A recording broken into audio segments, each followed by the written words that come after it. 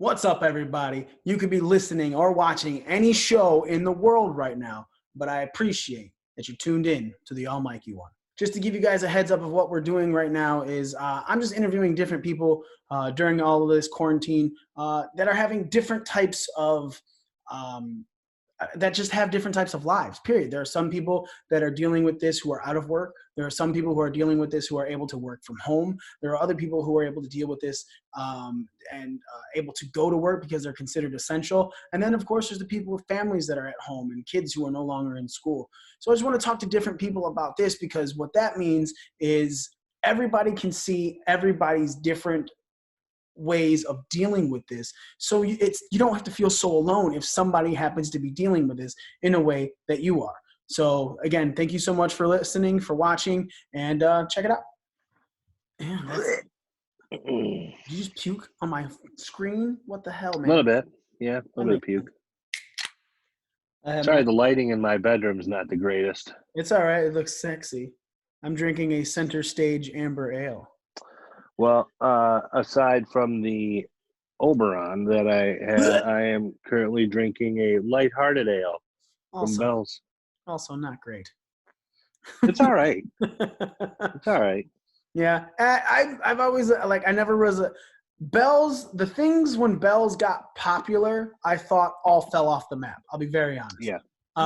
Two Hearted, I was just like, it used to be really good. Now it's just any normal IPA. Yeah. Well, it's nothing special to me, at least. And Oberon especially. I thought Oberon started off amazing. Like when Oberon first came out, I was like, this beer is phenomenal. Now it's like, man, I could literally put orange juice in a Bud Light and I think I'm drinking Oberon. Yeah. No, I get it because I think I've been drinking craft beer for like 5 years now. And when I first tried Oberon, it has gotten a little more plain. I guess you would say. It doesn't have that, I don't know, bang when I first started drinking it. They still make some good stuff, though. They have like a barrel-aged Expedition Stout. Yep. I love really Hop Slam. good. I think Hop Slam is delicious. Yeah. Every time Hop Slam comes out, I'm like, it's Official. I think Official is their best beer going around right now. Yeah. The Bell's Official is delicious. Yep, it's really good. And that's why I never talk shit about the brewery, but I talk shit about those two beers because they used to be so good. And then now it's just like, ugh, it just feels like it tastes like it's different. And it could be my own personal, problem versus Two Hearted has made it on a couple different top 100 lists from some pretty prestigious magazines as like the best beer in America and like blind taste tests. And I'm like, all right. How blind are they? Right. Did they lose all this other stuff too? Okay, whatever. Yeah, whatever.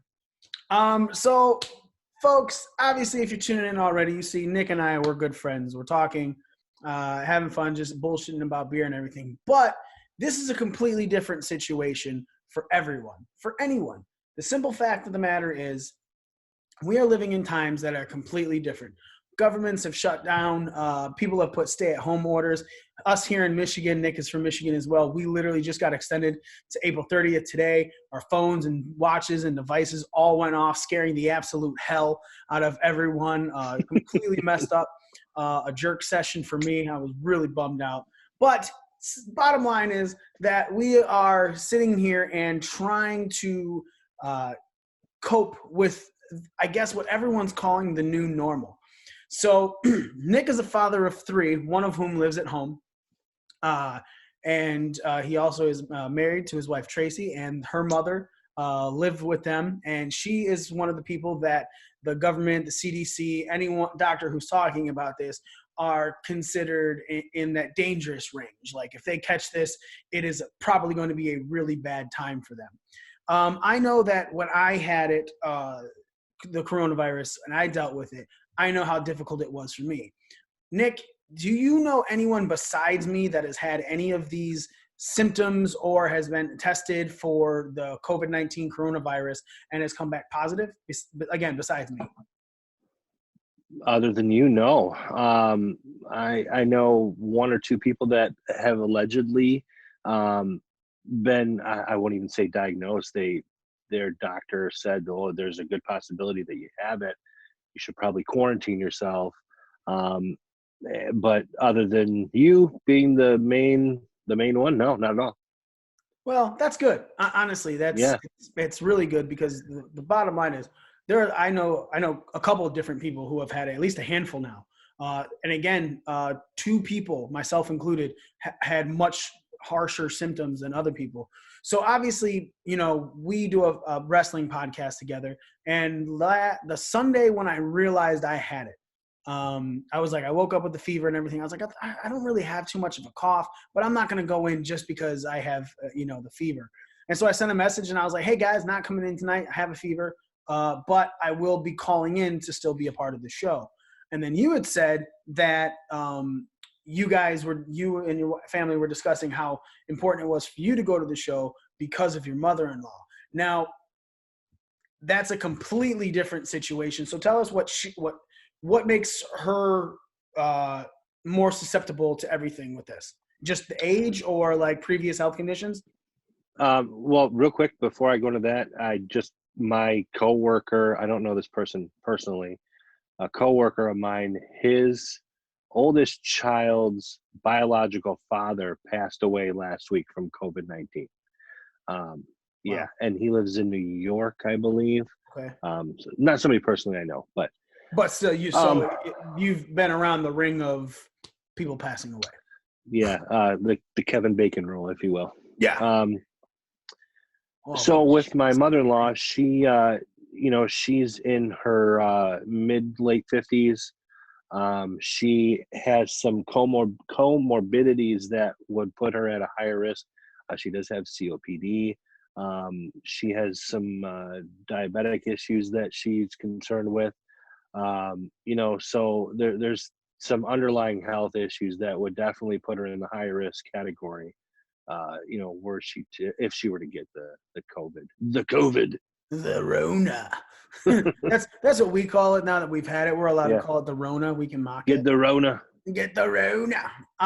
So then I guess the next question is, because of all of her susceptibility and things of being a higher risk, how are you guys handling grocery shopping or doing any type of essential leaving the house and things like that?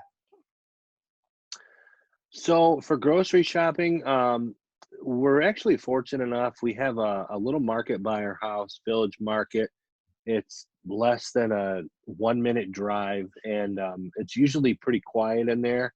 So if we need a couple of smaller things here and there, like maybe we needed milk or a loaf of bread, whatever, they've been pretty well stocked, and we can get in there and get out within 5 minutes and not have it be a problem. Mm-hmm. There's the Kroger, like our main Kroger, that's about 2 miles from here that we've gone to maybe twice since all this happened. And we just try and get in and get out. We've gone later in the day when it really hasn't been very busy. We're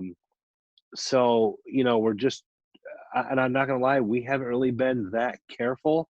We're not going in there with masks and gloves. And I mean, we are taking the proper precautions when we get home, washing our hands. We leave our shoes at the door. We, usually change our clothes and try and, as far as that part of the sanitary, the, sanitary awareness goes, we're taking those steps. But so far, so good. I mean, could we have been more careful? Yeah, absolutely. But,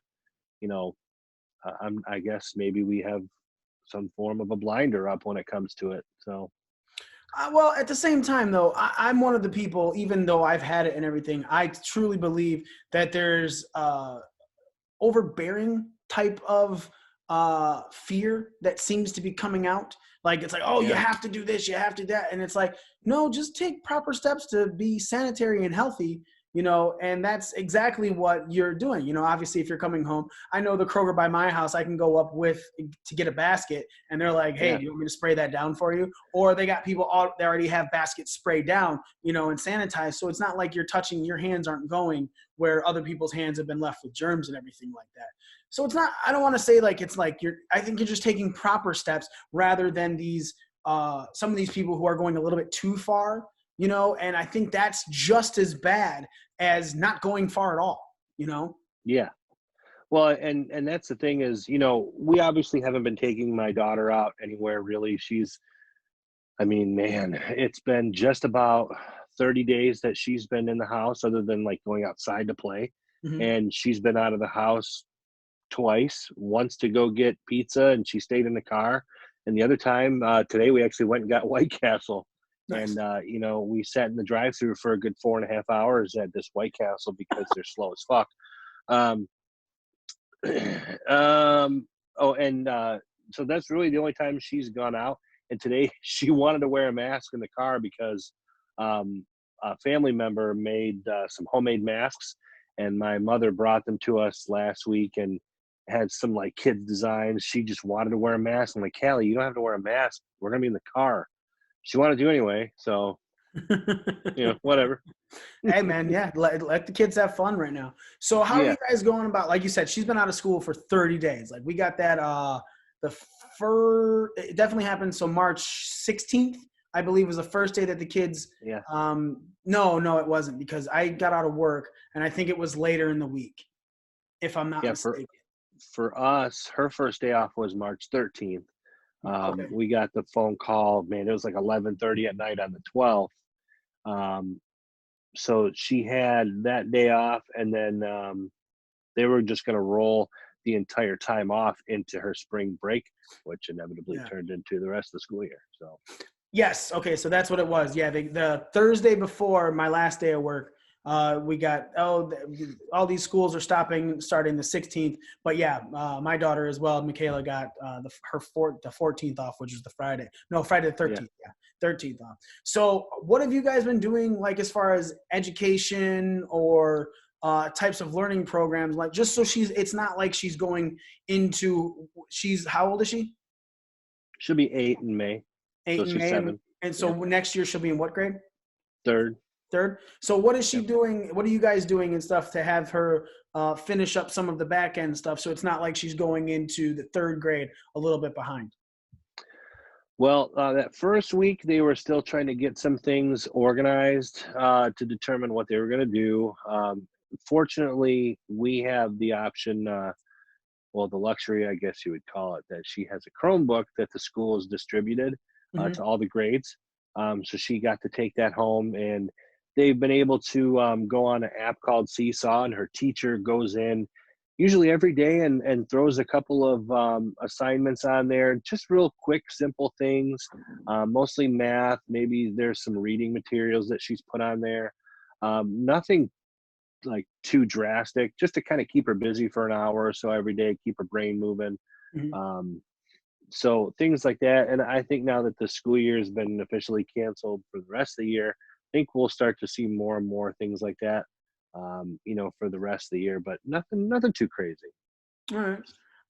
Now. One thing I do like though is that, because I really liked her teacher this year, and she's had the option to go into, they do like these weekly meetings through Google Hangouts, and they've been able to go in and they can talk to their classmates and talk to a bunch of them and talk to her teacher. And tomorrow, I guess she's using Zoom just like we are today. So Oh, awesome.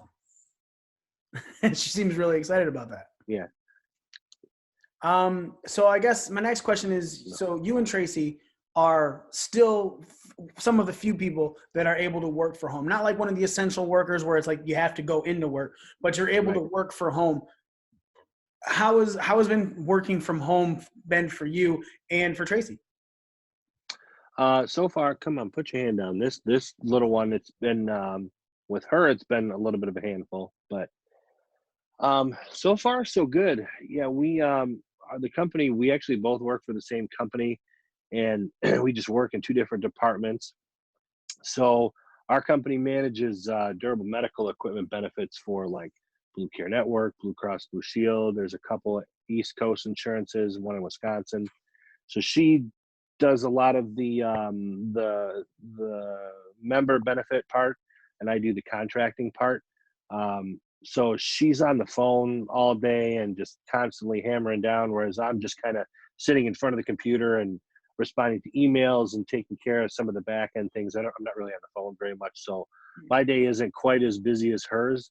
So there's a lot of times when if Callie needs something, she wants lunch or whatever, she needs a snack or help doing something, I've got no problem, kind of putting my work aside just for a minute or two, taking care of whatever she needs. And, while Tracy, you know, keeps things going. So, but it hasn't been bad. I've enjoyed it.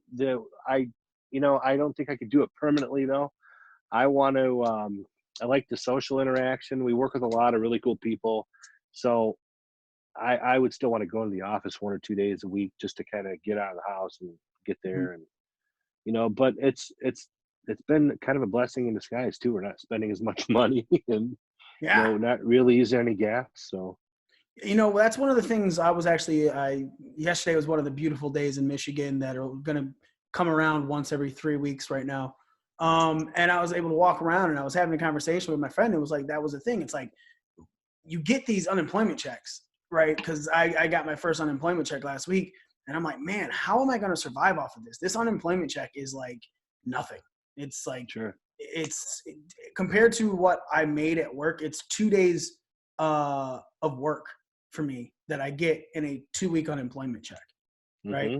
And that's again, but we're also talking 30 hours of work because one of those, those 2 days are real long, about 27 hours of work because one's a 15-hour day, another one's a 12-hour day. So Right. but it's still, that's part-time job, right? That's part-time job in 2 days of work for me, but I make more in those 2 days than I got in this 2-week check. Yeah. And I'm like, holy hell, how am I supposed to survive on this? Well, like you said, no one's going out right now, so it's not like I'm going out blowing all kinds of money. I think I've done fast food twice in these Hmm. couple of weeks. One was a Wendy's breakfast, and another one was the kid on the second day of WrestleMania wanted McDonald's, Yeah. so that's really it. So it's not like, we're spending as much either. And especially with everything dropping right now, prices all, and that's what's really crazy to me about all this is like, everyone's like, oh, we have to do this, we have to do this. Well, now during this pandemic, all of a sudden I can go to the BJ's, which is like a Costco or a Sam's Club, and I'm getting gas for 95 cents. Yeah. I'm going to all these, if I wanted to do all these delivery, like that McDonald's was free delivery for me because I spent $12 or more, so Hmm. it's like all of these things that everyone's like, oh my God, you need to do, like even for you in your situation, you have to be in the office. We need you all the time. It's like, we need you here 40 hours a week. And it's like, but you're doing your 40 hours a week at home. Sure, you'd like to go to the office a couple days a week, but I'm not essential to pull me out of my house and make it more difficult for me to be a parent, for me to be a good spouse and stuff, because it's been built up for so long that if you take time off from work, or if you take time away from work to do more of this house stuff, you kind of lose a standing with management and everything like that. But you're Yeah. getting to now be home and do all of the stuff that needs to be done and still be, like you said, I could take a couple minutes, get my daughter a snack. I could take a couple Yeah. minutes, handle something for her, and it's still, you're still being a good parent and at the same time a great employee. And that's really what you want to be. Yeah. It's definitely been different.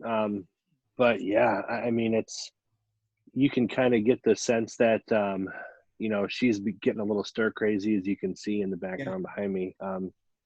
But yeah, I think a lot of the people that I work with, it's nice. Every, I don't know, once, maybe twice a week, the president of our company will send out an email to everybody, just kind of checking in, seeing what they're doing, seeing how they're enjoying working from home, because this is something new for us. We offer working from home, but for like, I don't know, less than 5 people, because they have some extenuating circumstances and they've been able to work from home. But now it's, 99% of the company. Right. So, our president will check in, see what's up with everybody. And, that part of it's been pretty nice. And you can hear these stories from, fellow coworkers that you don't really know outside of the office, see how it's working from them, and how, there's some of us that have 2, 3 kids that are in the house, that, their spouse is an essential employee. They have to leave and they have to go do stuff. So it's been interesting, to say the least, from the work aspect. No. Whatever she asked, no, that's not happening. So I guess my final question for you then is, obviously everyone's situation is different, but speaking to those who might have a situation similar to yours, home with a family, kid, somebody who needs who is a high risk being a part of the household. Just give some final words and things to people who are watching or listening to this, and to let them know how, you feel that they should just let them, know how it is. I think for me, the main takeaway is there's so much information out there at any given point in time in this day and age, whether it's today or 4 months ago. There's an information overload. So you have Facebook, anything on social media, all these type of different media outlets and news outlets and the radio and TV, and make your own decisions based on what you feel is right for you. If, like I said, we've gone to the grocery store and to a couple different, gotten fast food here and there. We're not wearing gloves. We're not wearing face masks. Is that the right decision for you? Maybe, maybe not. Do whatever you feel is comfortable. If you want to wear a mask, wear a mask. If you want to wear gloves, wear gloves. Dispose of these items properly. Take the proper precautions as far as that's concerned. Don't throw your fucking gloves on the ground. Jesus. I can't even count how many gloves. But aside from that, I would say try not to buy into so many different. I mean, if you're getting your information from 10 different sources, you got to make the best informed decision for what's good for you personally, not based on what everybody else is doing. And to, try and keep your cool, stay home. I mean, this isn't a joke right now. And some people believe it, some people don't. The bottom line is just stay home, deal with it. Let's move past it. Stop being pricks on social media about, about anything like related to politics, and let's just stick together as a human race, no matter what race you are. Humans, period. That's right. all, Yeah, exactly. All right, Nick, thank you so much, man, for having a conversation with me. Callie, thank you so much for being a part of this. It was nice having you on as well. Thank you. Like you said, thank you. Goodbye. All right, guys. Have a good night. Nick, again, thank you so much for being the first guest on this. I'll be very honest, man. As it currently stands, I think I'm just going to run with a name that I've had for other things and everything like that. So anyone who's watching this is the first ever interview. Irons will be coming in to take care of any of the small wrinkles and things like that. But again, Nick, thank you so much for being a part of this, brother. No problem, brother. All right, everybody. That was it, man, basically. As you guys heard, in Nick's situation, him and his wife, his daughter, and his mother-in-law all living under one roof. His mother-in-law definitely susceptible, more high risk than a lot of people in the world. And that's why they're taking some precautions and everything when they go out. But they're not going too far overboard. It's not like there's, this, no extreme measures, as it will. But that's for them. And hopefully their story is something that is good for you to listen to understand that we're all in this together. You're not alone, definitely. So just take your time, man.